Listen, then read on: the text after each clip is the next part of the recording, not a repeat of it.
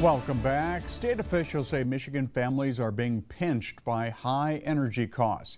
Attorney General Dana Nessel warning federal energy decisions could shape the way we pay for energy and what powers the grid in the future.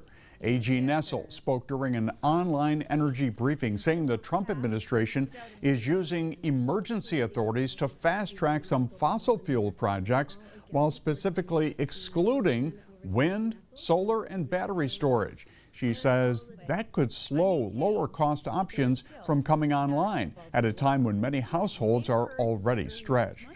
The Trump administration is crying wolf over a non-existent energy emergency while undermining every effort made to increase the efficiency, affordability, and the reliability of domestic energy markets.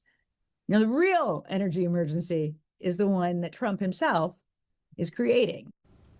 Attorney General Nessel says Michigan is fighting some of those decisions in court, and she says the bottom line is keeping energy affordable and reliable for Michigan residents.